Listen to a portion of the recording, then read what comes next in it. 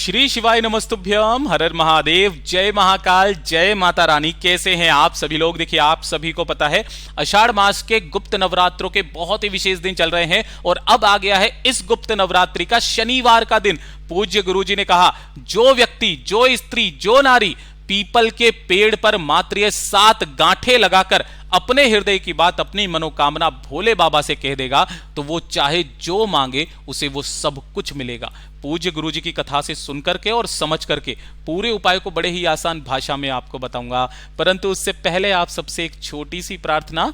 जो लोग पहली बार आए हैं चैनल को सब्सक्राइब जरूर कीजिएगा, वीडियो को लाइक करके देव आदिदेव महादेव जी का कोई सा भी प्यारा नाम कमेंट बॉक्स में लिखना मत भूलिएगा। साथ ही साथ माता रानी की जय जरूर लिखिएगा। इस पूरे वीडियो में हम 3 महा उपायों के बारे में बात करेंगे जो कि आपको इस गुप्त नवरात्रि के शनिवार के दिन करने ही करने हैं। ध्यान से सुनते चले जाना, समझने की कोशिश करना। सबसे पहले बात करते हैं पहले वाले उपाय की, जो कि आपको 7 गांठें लगा करके उपाय करना होगा। देखिए, किन लोगों को करना है? पूज्य गुरुजी ने कहा कि ये वो उपाय है जिसमें आपकी समस्त कामनाएं पूरी होती है, बड़े से बड़े दुख, बड़े से बड़े कष्ट खत्म हो जाते हैं। अगर आपकी कोई इच्छा, कोई मनोकामना पूरी नहीं हो रही है, घर में धन की आवक रुक गई है, पैसा नहीं कमा पा रहे हो, भाग्य आपका साथ नहीं दे रहा है, आपको ऐसे दुख मिल रहे हैं जो आपकी कुंडली में भी नहीं लिखे हुए हैं, अगर आपको आपके जीवन के अनचाहे दुख कष्ट खत्म करने हैं, इस वाले उपाय को करना मत भूलिएगा। साथ ही साथ अगर कोई कुंवारी स्त्री, नारी, बहन, बेटी कोई भी है जो अपने मनोवांछित वर की कामना से इस उपाय को कर लेती है तो उसकी वो कामना भी पूरी जरूर होती है। इसके लिए आपको चाहिए क्या? सबसे पहले आपको 1 लोटा शुद्ध जल चाहिए अपने घर का, तांबे के कलश में। इस चीज का ध्यान रखना, ठीक है ना? और अलग से इस लोटे को तो आपको लेना ही है, अलग से एक स्टील का लोटा लेना है, ठीक है? उस स्टील के लोटे में आपको भरना होगा दूध। अब दूध भी कौन सा? गाय का कच्चा दूध। अगर ज्यादा ना हो तो पूज्य गुरुजी ने कहा मात्र आपको 2 चम्मच इसके अंदर डाल लेना, बाकी अपने घर के शुद्ध जल से भर लेना। बस ये चीज ध्यान रखना कि जो आप दूध लोगे वो आपको तांबे के कलश के अलावा चाहे किसी भी कलश में ले लेना। इस तरीके से आपके पास में सबसे पहले 2 कलश होंगे, एक तांबे का होगा जिसके अंदर आपने जल भरा है, दूसरे के अंदर दूध भरा है। इस तरीके से आपको 2 लोटे तैयार कर लेने हैं। साथ ही साथ आपको लेने होंगे गिन करके 11 चावल के दाने। कितने?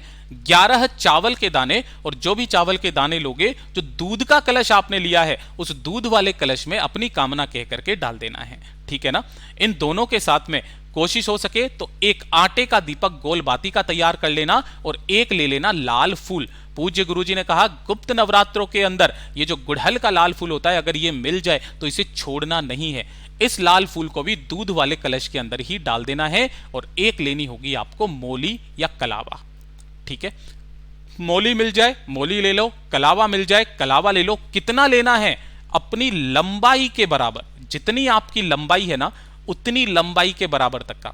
अच्छा, काफी सारे लोग क्या करते हैं गलती, ये हाथ को ऊपर करके फिर यहां से नापते हैं। नहीं, आपको अपने सिर से लेकर पैर तक की जो लंबाई है उस लंबाई के बराबर का लाल धागा आपको ले लेना है, ठीक है? इन्हें लेकर के आपको पहुंचना है किसी भी पीपल के पेड़ के पास। किसी भी समय चले जाना शनिवार के दिन। यहां पहुंचते ही सबसे पहले एक दीपक आपको यहां पर तैयार जो किया हुआ है उसे आपको यहां पर लगा देना है पिपलेश्वर महादेव के नाम से। सबसे पहले 1 लोटा जिसके अंदर आपने दूध, चावल और साथ ही साथ एक लाल फूल समर्पित किया है ना, अपनी मनोकामना कहते हुए इस पेड़ की जड़ों में उस संपूर्ण दूध को पहले समर्पित करना। पीपल के पेड़ के नीचे दूध समर्पित करना और उसी जगह पर जब आप ये जल समर्पित कर दें दूध वाला, उसके बाद जो 1 लोटा शुद्ध जल आप तांबे के कलश में लेकर के आए हो इसी जगह पर समर्पित करना। पहले दूध फिर जल, इस तरीके से समर्पित कर देना। समर्पित कर देने के पश्चात जो आपने एक लाल धागा लिया है उस लाल धागे को आपको इस पेड़ के तने के चारों तरफ बांधना है ना? पेड़ के तने के चारों तरफ। अब काफी बार समस्या यह आती है, कथा के अंदर एक स्त्री ने भी पूछा था कि हमारे यहाँ पर पेड़ की जो पिंडी है वो काफी ज्यादा मोटी है गुरुजी, उसकी चारों तरफ हमारे लंबाई के बराबर तक का धागा नहीं आएगा। तब पूज्य गुरुजी ने कहा कि इस पेड़ की किसी भी टहनी पर, है ना, किसी भी पेड़ की टहनी पर आपको उस लाल धागे को बांधना है और लाल धागे को बांध करके उसी के अंदर आपको अपनी मनोकामना कहते हुए 7 गांठें लगा करके आ जाना है। कितनी गांठें लगाओगे? 7 गांठें अपनी मनोकामना कहते हुए लगा करके। बाकी के धागे को तोड़ना नहीं है, लटक रहा है लटका रहने दो, कोई दिक्कत नहीं है, चाहे फिर कितनी भी बड़ी आपकी कामना क्यों ना हो, पिपलेश्वर महादेव का स्मरण करके इस उपाय को कर लीजिएगा, आपकी वो कामना जरूर पूरी होगी। पूज्य गुरु जी का बहुत अद्भुत और अचूक उपाय है, जरूर कीजिएगा।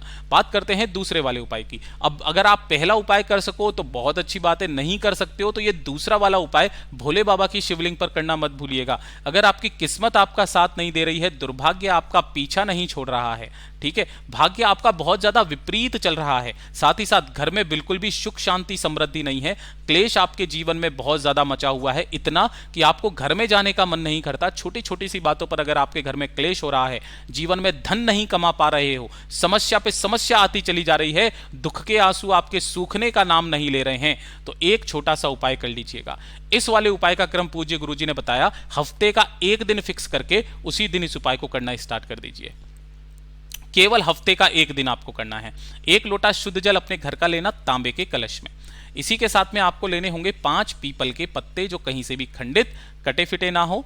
1 चुटकी लेने होंगे काले तिल, ठीक है, 1 चुटकी काले तिल लेना, कोई संख्या फिक्स नहीं है। और साथ ही साथ आपको लेना होगा 1 हल्दी की गांठ, ठीक है। इस वाले उपाय में 1 चुटकी हल्दी नहीं, पिसी हुई हल्दी नहीं लेनी, हल्दी की गांठ लेनी है, ठीक है।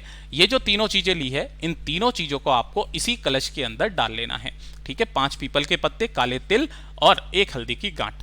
इस कलश को लेकर के किसी भी समय भोले बाबा के मंदिर शिवलिंग के पास में पहुंच जाना।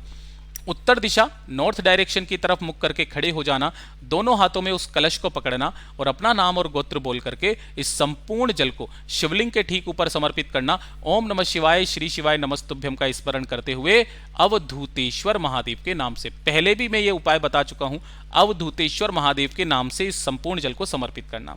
जब ये संपूर्ण जल समर्पित हो जाए, इसके अंदर की जितनी भी सामग्री है उन सभी सामग्री को निकाल करके बाबा की शिवलिंग के ठीक ऊपर समर्पित कर देना।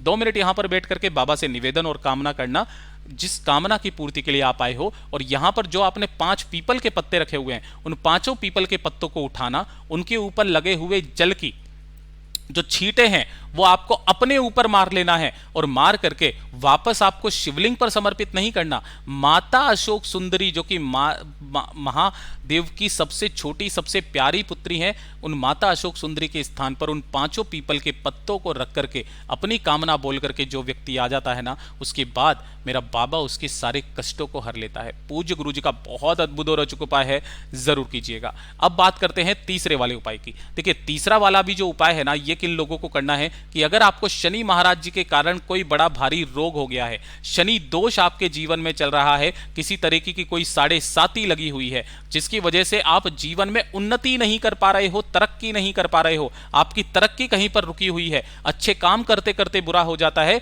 तो पहला तो एक काम पूज्य गुरु जी ने कहा कि आपको प्रत्येक शनिवार के दिन मात्र 1 दीपक तैयार करना है अपने घर पर, चाहे आटे का चाहे मिट्टी का, जिसके अंदर आपको लगानी है गोल बाती, ठीक है, और इसके अंदर भरोगे घी गौ माता का। और किसी भी पीपल के पेड़ के नीचे शाम के समय प्रदोष काल में किसी भी पीपल के पेड़ के नीचे लगाना स्टार्ट कर दीजिए।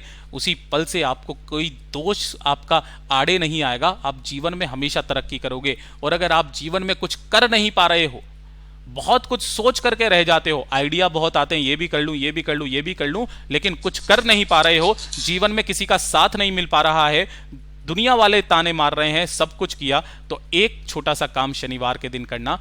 कहीं से भी एक काजल की जो छोटी डिब्बी होती है ना, इस काजल की डिब्बी को लेकर के किसी भी पीपल के पेड़ के पास में पहुंच जाना शनिवार के दिन, ठीक है। यहां पहुंच करके उस काजल की डिब्बी को अपने दाहिने हाथ में रख करके अपने सिर के ऊपर से, ध्यान रखना, अपने सिर के ऊपर से घड़ी की सुई की दिशा में 21 बार आपको उतारा करना है। कितनी बार? 21 बार आपको घुमा लेना है। और घुमा करके उसी पेड़ के नीचे एक छोटा सा गड्ढा करके उसी के अंदर इस काजल की डिब्बी को दबाकर ऊपर से बंद करके 1 दीपक लगा करके चले आ जाना। फिर देखना आपकी किस्मत कितनी बुलंद होती है, मेरा बाबा आपकी तरक्की के सारे रास्ते खोल देगा। पूज्य गुरु जी के ये सभी उपाय बहुत ही ज़्यादा खास और अद्भुत है, ज़रूर कीजिएगा। वीडियो पसंद आए तो लाइक ज़रूर करना, चैनल को सब्सक्राइब ज़रूर कीजिएगा। मैं आपसे मिलता हूँ अगले वीडियो में, तब तक के लिए ओम नमः शिवाय, हर हर महादेव, जय महाकाल।